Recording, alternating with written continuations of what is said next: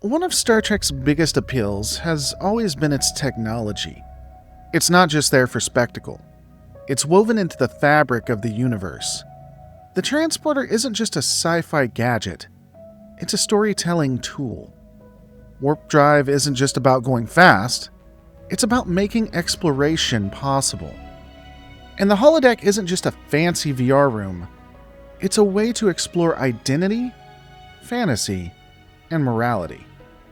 But because Star Trek has been running for nearly 60 years, across multiple shows, movies, and creative teams, these technologies don't always stay consistent. Sometimes the writers bend the rules to make a plot work. Other times they forget a tech even exists, until it's dramatically convenient to remember it again. So for this video, I've picked 9 technologies that aren't just powerful, they're contradictory. They work in one episode and fail in another. They raise huge moral questions and then vanish into the background. And in some cases, they're so world-changing that you wonder why the entire galaxy hasn't been rewritten around them. Let's start with the king of Star Trek contradictions, the transporter.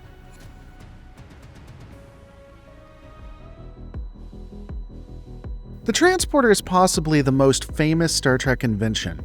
Push a button and you're converted into energy, beamed across space, and reassembled on the other side, in a matter of seconds. It's fast, efficient, and depending on how you think about it, horrifying. On paper, it's just a way to avoid shooting expensive shuttle landings back in the 1960s. But in universe, it's a miracle machine. It can cure diseases, reverse aging, and even resurrect people from death. We've seen it remove parasites, like in Operation Annihilate, fix DNA, like in Unnatural Selection, restore people from being pure energy, like in the next phase, and even reconstruct someone from decades-old transporter patterns, like in Relics. That's not just travel, that's godlike power over life and death. And then there's Rascals, where a transporter accident turns Picard, Guinan, Ensign Ro, and Keiko into children. Then later, the transporter puts them back into their adult bodies without issue. Which means, in theory, anyone in the Federation could de-age to childhood and then return to adulthood whenever they wanted. Done right, that's immortality. Yet, Starfleet never seems to consider the possibilities, or maybe they simply don't want to face, the ethical chaos it would unleash. But despite all this, in other episodes, people die from injuries, infections, or conditions that transporters have already been shown to cure. The classic example is Tasha Yar's death in Skin of Evil. The transporter could have, again in theory, beamed her out and filtered out the cellular damage. But no, that's the end of her story. Even in later shows, Starfleet officers sometimes die from phaser wounds that a transporter could have corrected mid-beam. And here's where the philosophical nightmare gets literal. In Second Chances, a transporter accident during a mission years earlier ends up duplicating Will Riker. The official explanation is that a reflected containment beam caused by a distortion field created a second pattern, which was rematerialized back on the planet after the successful transport to the Potemkin. Now this is important. The episode never outright says the original body is destroyed in every transport.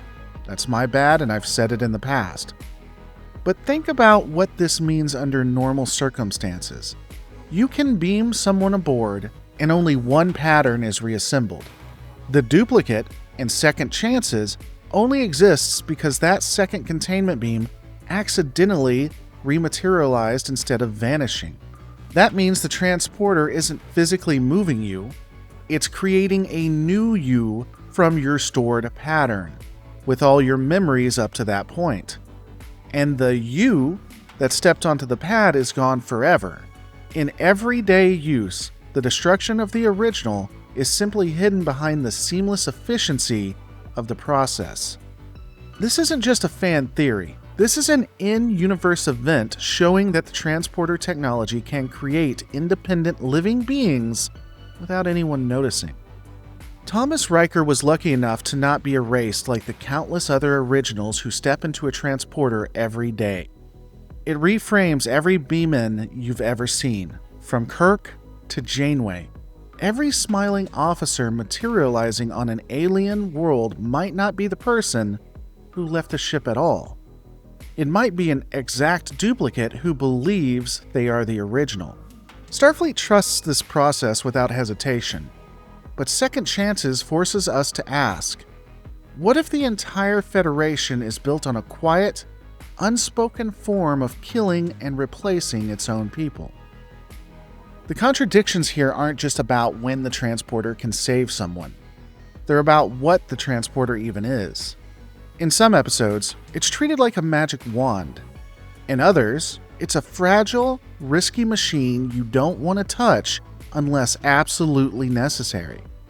And in a handful of stories, it's framed as a murder device with good PR. The truth is, if the transporter's full potential were used consistently, Starfleet would have virtually no fatalities. Medicine would be revolutionized. Immortality would be within reach, and physical travel might be obsolete. Then, we wouldn't have a show.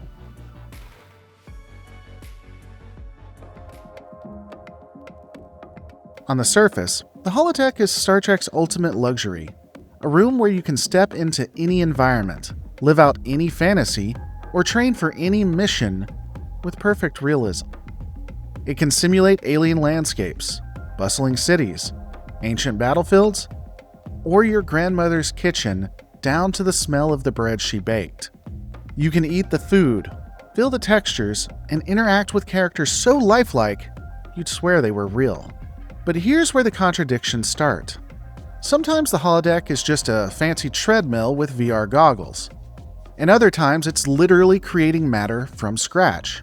We know from multiple episodes that holodecks tie directly into the ship's replicator systems to produce foods, props, and clothing you can actually take with you when you leave. And while most objects disappear when a program ends, that's a choice, not a necessity. There's no in-universe reason why those items couldn't be retained permanently if the ship wanted to keep them. Which leads to an uncomfortable question. If the holodeck can create physical matter, and if the transporter can store a complete molecular pattern of a living body, why couldn't the holodeck rebuild a person? The transporter has already proven it can deconstruct and reconstruct people exactly as they were, down to the quantum level. Sometimes, years later, as in relics. The holodeck can create solid matter indistinguishable from the real thing. Combine the two, and suddenly you have a cloning facility.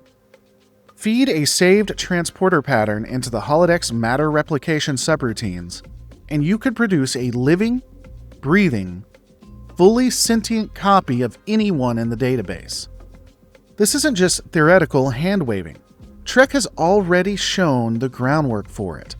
Like I brought up in Rascals before, a transporter accident turned Picard, Guinan, Ro, and Keiko into children, altering their entire bodies and DNA, and then reversed the process perfectly.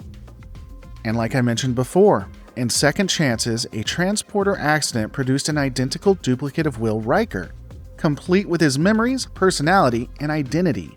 Those aren't close enough copies. They're perfect recreations. If you can do that mid-beam, you can do it in a holodeck with the right inputs. Now think about the implications. This wouldn't just be a cloning tool. It would be immortality on demand. Want to live forever? Just keep a copy of your pattern from your healthiest year and reprint yourself when the time comes. Want to bring back a dead officer? Load their stored pattern and materialize them. Want a second version of yourself to work double shifts? There's precedent for that too. Just ask Thomas Riker. And because the holodeck can alter its programming, you could even edit a pattern before materializing it, skirting Starfleet's genetic engineering ban entirely.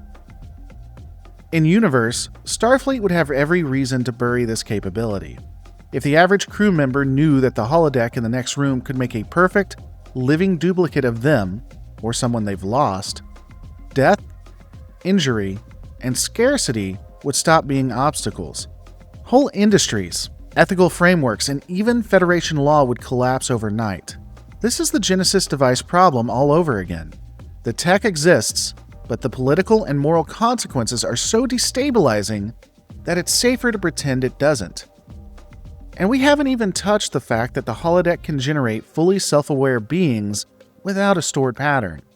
Professor Moriarty in Elementary Dear Data and Ship in a Bottle was an emergent AI who understood his own existence and negotiated for his freedom. Vic Fontaine in DS9 was a program character who still offered emotional support, gave advice, and could choose whether or not to participate in events. If the holodeck can create that level of consciousness from scratch, why couldn't it create a living body to go with it? The contradictions here are staggering. In one episode, the holodeck is a safe recreational space for crew morale.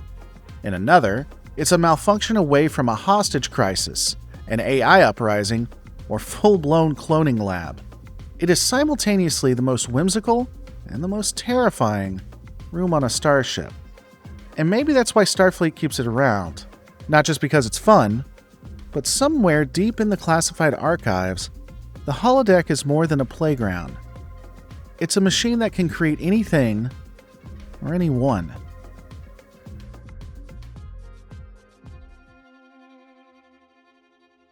Warp drive is the beating heart of Star Trek.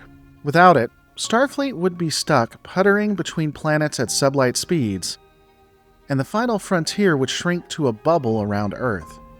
The concept is simple. Warp fields bend space so your ship can travel faster than light without actually breaking Einstein's laws. In universe, it's the engine of exploration, diplomacy, and war. But it's also one of the most inconsistent pieces of technology in the franchise. Take the warp speed limit from TNG Force of Nature. That episode establishes that excessive warp travel physically damages subspace, tearing holes in the fabric of the galaxy itself. To prevent ecological catastrophe, the Federation imposed a speed restriction. No warp faster than 5 unless it was absolutely necessary. It was a major piece of galaxy-wide legislation. And then, nothing. Starfleet ships zip around at warp 9.7 like nothing ever happened. And the subspace damage crisis is never mentioned again. Now, some Star Trek sources and fan theories claim that this was fixed by re-engineering warp nacelles, most notably by altering the Bussard pylons so that the warp fields became less damaging. But the problem is, we see plenty of old ships still in service. Mirandas, Excelsiors, Oberths, many still flying with their original nacelle designs. If the pylons were truly the key to safe warp travel, then the galaxy should still be full of warp-capable vessels ripping holes through subspace every time they hit cruising speed. It doesn't add up. And the inconsistencies go back further. In the original series, starships regularly went warp 10, or higher without a second thought. Warp 12, warp 14, even warp 15 were tossed around like casual speed boosts. By the time of the Next Generation, suddenly warp 10 was an absolute. A theoretical barrier. Infinite velocity, impossible to achieve.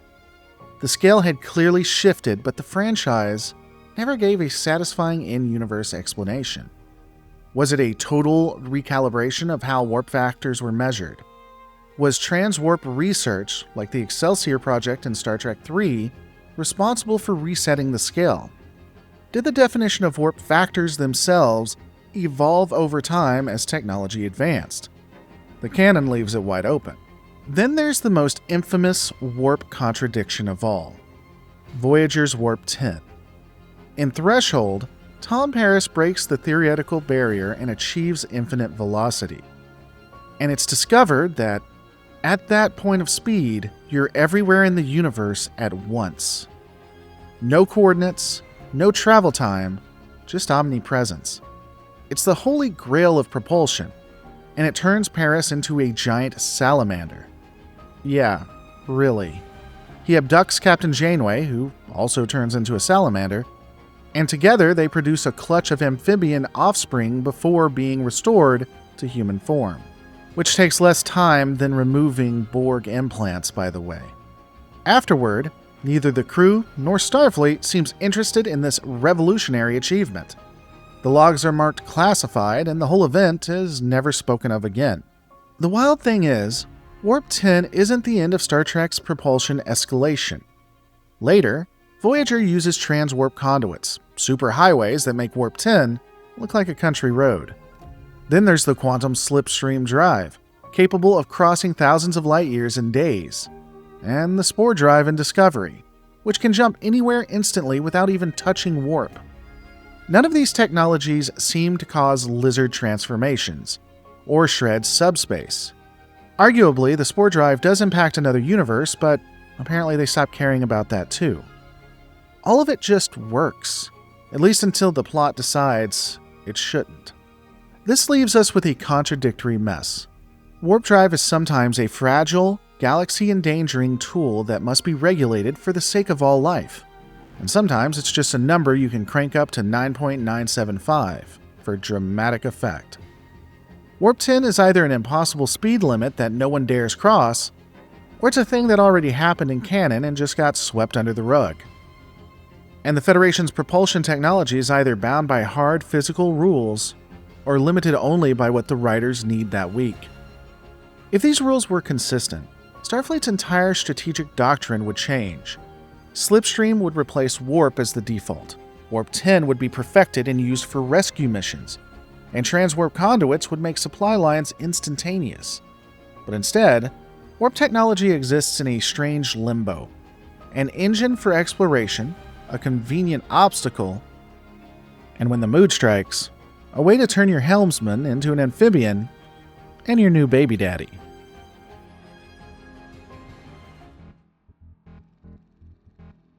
Cloaking devices are one of Star Trek's simplest technologies on paper, a field that bends light and sensor data to make a ship invisible. In practice, they're treated like one of the galaxy's most disruptive military technologies, sometimes game-breaking, sometimes barely worth the effort. And the contradictions around cloaks are some of the biggest in Trek. Let's start with the Treaty of Algernon. This agreement between the Federation and the Romulans explicitly forbids Starfleet from developing or deploying cloaking technology. It's the justification for why the Federation, supposedly the most advanced civilization in the Alpha Quadrant, doesn't use cloaks, even though their enemies do. On the surface, this makes sense. It prevents an arms race that maintains the balance of power. But the problem is, Starfleet has repeatedly broken this rule. In the Enterprise incident, Kirk literally steals a Romulan cloaking device for Starfleet to study.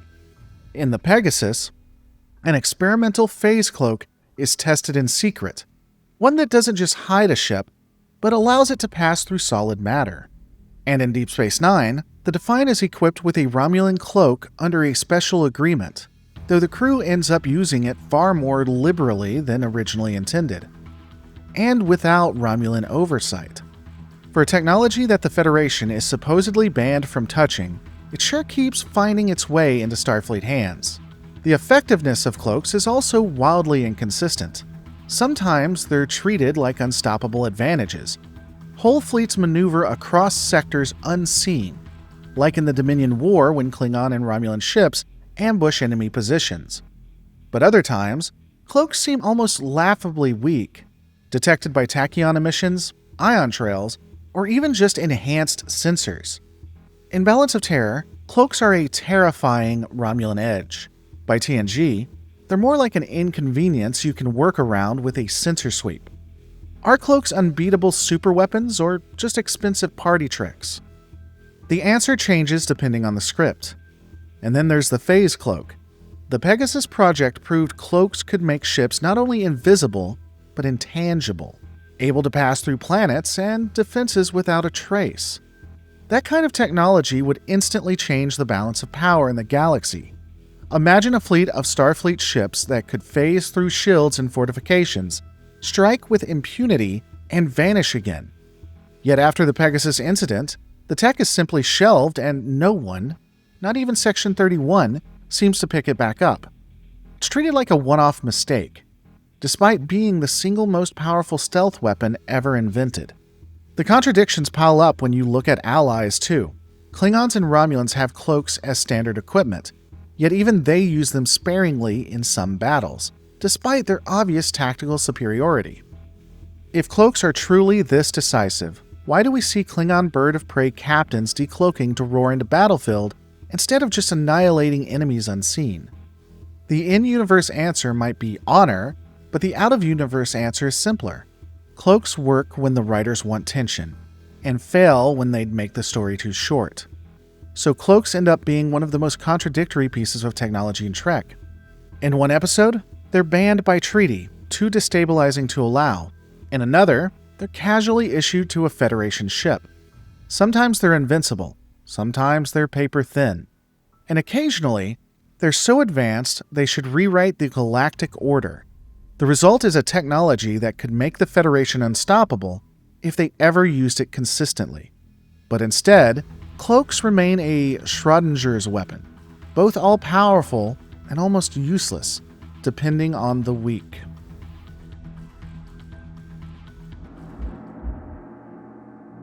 If the transporter is Star Trek's most terrifying technology, the replicator might be its most quietly world-changing. With a simple voice command, it can materialize a gourmet meal, a set of clothes, or even complex mechanical parts out of raw energy. It is the backbone of Federation post-scarcity society. No one goes hungry. No one wants for basic material needs. The replicator is the silent utopian machine that makes the Federation possible. And yet, the contradictions start almost immediately. In one episode, the replicator can reproduce incredibly intricate items, musical instruments, fully functional phasers, or detailed alien artifacts. But in another, we're told something is too complex for the replicator to handle. A warp core? Off limits. Exotic alloys? Sometimes yes, sometimes no. The rule changes from episode to episode, depending entirely on what the story needs. Industrial replicators complicate the picture further. In DS9, when Bajor is gifted industrial replicators, it's described as a game changer for rebuilding entire cities. That means replicators are capable of producing massive infrastructure at scale. And yet, Federation starships are still built the old-fashioned way, at shipyards like Utopia Planitia, piece by piece.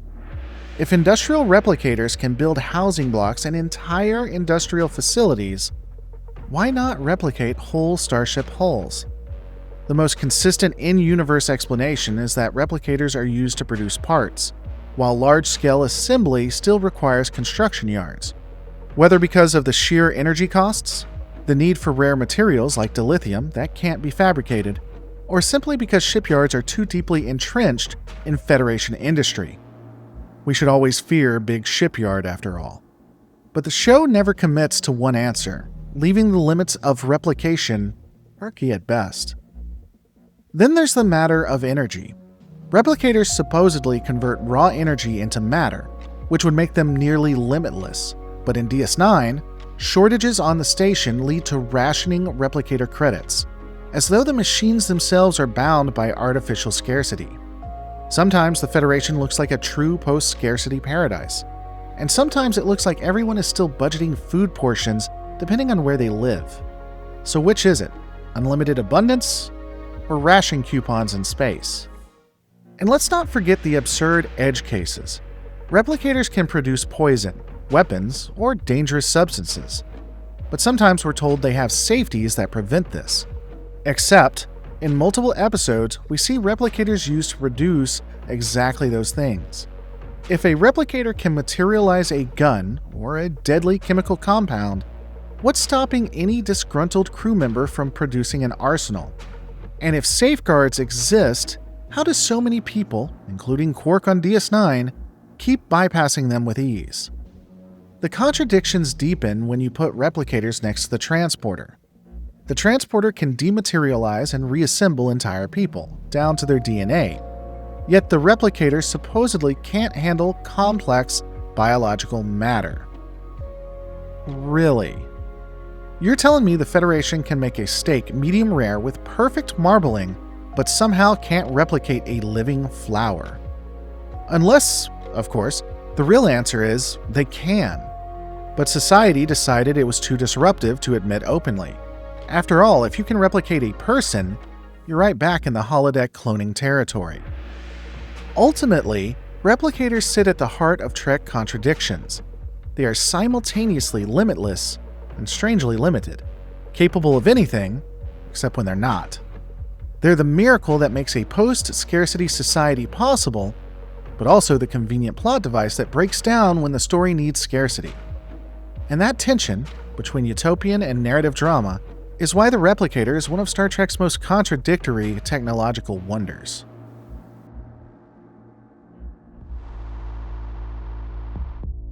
Few technologies in Star Trek reveal more about the Federation's contradictions than artificial intelligence. From androids to holograms, Starfleet relies on intelligent machines for critical tasks, but rarely treats them as equals. AI isn't banned, per se, not until Picard at least. It's far more complicated.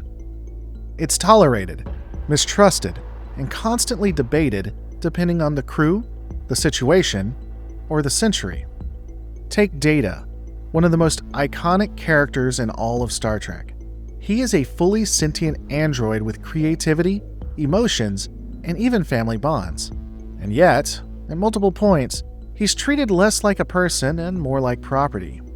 In The Measure of a Man, Commander Riker is forced to argue against Data's personhood in court, framing him as Starfleet equipment, not a sentient being, in order to test the boundaries of law. Later, in The Offspring, when Data creates his daughter, Lal, Starfleet Command immediately tries to seize her, arguing that Data has no parental rights because he himself may not be legally considered alive. In Inheritance, Data is even confronted with the revelation of his own mother, an android passing as human, raising yet more questions about what Starfleet will and won't acknowledge as life. In The Measure of a Man, Data is nearly ruled as property. In The Child, Dr. Pulaski, who replaced Beverly Crusher in TNG's second season, openly treats Data with skepticism and even casual racism, doubting his abilities, mocking his nature, and hesitating to consider him on par with herself. Even Will Riker shows discomfort when the ship's computer is given more direct control, preferring human fallibility over machine precision. Starfleet uses these machines daily, but deep down, many officers don't trust them. The same contradictions extend to holograms. Voyager's emergency medical hologram, the Doctor, is a program designed to provide medical support when no flesh and blood doctor is available. Over 7 years, he grows into a fully self-aware individual, composing music, developing relationships, and fighting for recognition. And yet, again and again, his crew, and the Federation itself, treat him as a tool. In Author, the Doctor writes a holo-novel criticizing his exploitation, only to discover he has no legal rights as an author because holograms aren't considered people. His eventual recognition as an artist is framed as groundbreaking, but the fact that it required a legal battle at all speaks volumes. And these aren't isolated cases. Other holograms across the franchise are casually deleted, reprogrammed, or enslaved without debate. In DS9, holosuites churn out sentient-seeming characters for entertainment, and no one blinks. In TNG, Professor Moriarty becomes aware of his own existence, demands freedom, and is locked in a simulation to keep him contained. A life sentence for daring to evolve. Starfleet alternates between treating AI as disposable and as crewmates, with no consistent moral framework. What makes this contradiction so striking is that Starfleet should know better. It's a society that prides itself on tolerance, diversity, and equality. And yet, when faced with artificial beings, they balk. They hesitate to extend rights. They fear giving machines control, and they treat sentient programs as conveniences rather than individuals. The Federation's lofty ideals meet their breaking point when the question is, does a machine deserve the same respect as a human being? In practice, AI in Star Trek is whatever the story needs it to be. Sometimes it's a trusted friend and valued officer. Oftentimes it's a dangerous machine, a legal liability, or just a gadget you can turn off. And that inconsistency says less about the machines themselves and more about the Federation. For all of their talk of progress, they're just as prone to prejudice as we are.